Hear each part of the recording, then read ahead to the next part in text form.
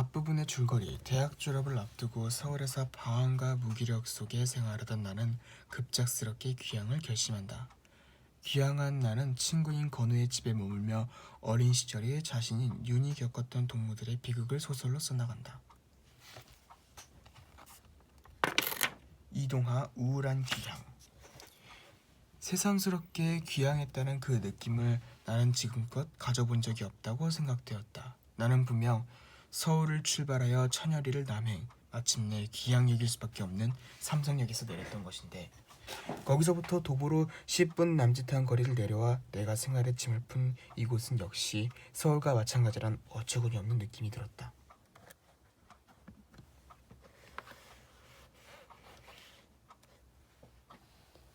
나는 머리를 떨어뜨리고 묵묵히 걸었다. 빗물이 목덜미로 스며들어 그것이 싸늘한 입김처럼 가슴에 와닿았다. 그 선뜻한 촉감이 겨울을 생생히 느끼게 해주었다. 나는 잠시 동안 몸을 떨었다. 다시 걸으면서 나는 또 생각했다. 그래도 나는 지금의 무엇인가를 하고 있는 거라고. 나의 작업은 꾸준히 진전되고 있는 거라고. 저 어린 날의 기억을 몽땅 쓸어서 원고지 위에다 재구성해 놓고 나면 나는 아마도 한 발치쯤 뒤로 물러서서 그것을 잘 들여다볼 수가 있을 거라고. 어느 정도의 여유를 가지고서 말이다. 하고 나는 또 중얼거렸다. 어쩌면 그 세계에서 떨어져 나올 수도 있으리라. 비가 좀 뜸해지는 것 같더니 곧 가랑비로 바뀌었다.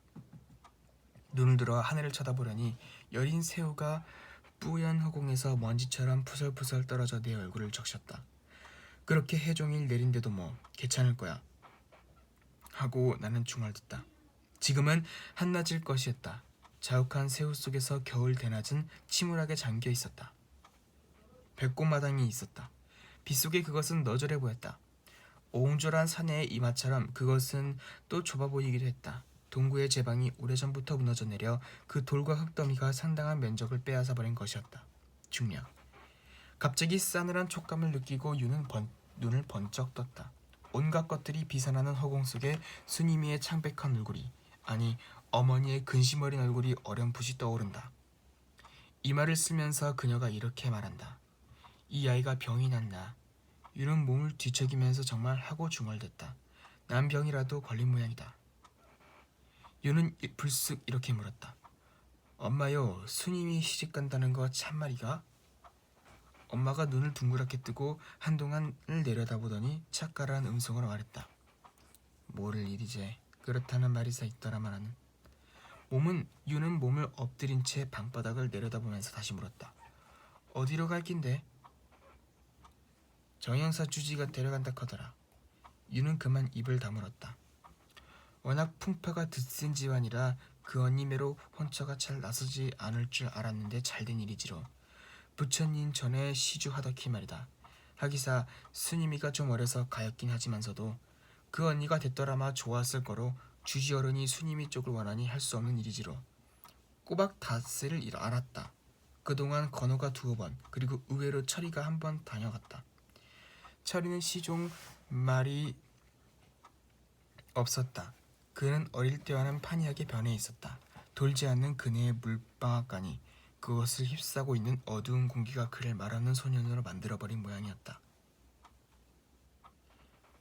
바람벽을 의지하고 묵묵히 앉아있는 그를 쳐다보면서 유는 언젠가 그를 따라가서 본 적이 있던 그 공적의 세계를 생각해냈다. 야트막한 나무상자 안에 마을이 있고 산이 있고 그와 부대끼던 사람들의 모습이 모두 만들어져 있었다. 철이는 우스꽝스러운 기차를 타고 있었는데 그 차는 흙으로 만들어진 것이어서 아직도 맨 그 자리에서만 달리고 있을 것이었다. 성냥가브 같은 방앗간 지붕에 덩그렇게 누워있던 그의 엄마는 이제 치워졌을 것이었다. 그녀는 이미 죽어버린 것이다. 그래서 순임이 아버지처럼 그 공작의 세계에서도 추방당했을 것이었다. 그런데 형은 어떻게 되었을까 하고 유는 생각했다. 순임이 아버지가 죽던 날부터 그의 형은 마을에서 영영 사라져버린 것이다.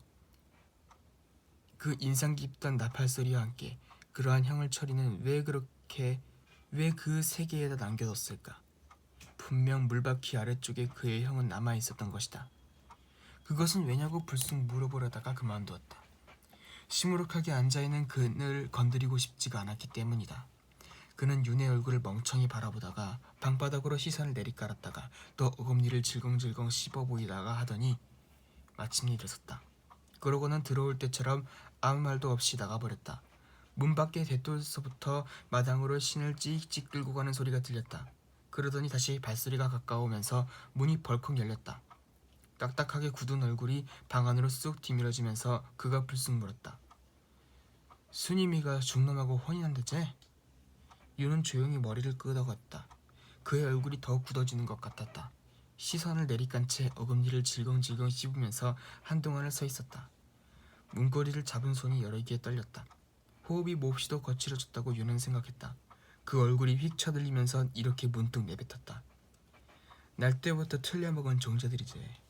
난 말이다. 말짱 까 뒤집어 놓고 이 마실을 떠나버릴기다. 영영 떠나버릴기다. 문을 거치게 닫히더니 마당을 뛰어가는 발자국 소리가 들려왔다. 윤은 왜인지도 모르게 몸을 부르르 떨었다.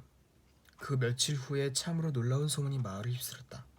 철이놈의 형이 잡혔단다. 수님이 아버지를 죽인 그놈이 잡혔단다.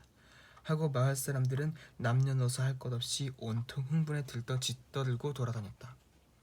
그 일로 해서 조용했던 마을은 다시 저 지난날의 배꼽마냥 시절로 되돌아간 것 같은 분위기였다. 그러나 그때의 장본인들은 이미 마을에서 자취를 감춘 지 오래였던 것이었다. 수님이 아버지와 철이 엄마는 오래전에 죽어 땅속에 묻혔고 철이 형도 그 끔찍한 날로부터 모습을 감춘 채 다시 나타나지 않았었고 철이와 수님이도 이제는 훨씬 자라버린 것이다. 그런데도 소문은 맑은 몸물을 휘저어 놓은 것처럼 그 바닥에 잠잠해 있던 갖가지 인상들을 한꺼번에 떠올리면서 마을을 흐려놓았다. 붙잡혔다는 그 철이 형을 본 사람은 아무도 없었다. 적어도 윤에게는 그렇게 생각되었다. 거의 10년 가까이 세월이 후 뒤에 다시 나타난 그 철이 형의 모습을 소상하게 얘기해주는 사람은 아무도 없었기 때문이었다. 마을 사람들에게 알려진 것이라고는 다만 철이 형이 잡혔다는 것, 그리고 그것도 방앗간 속에서라는 것뿐이었다.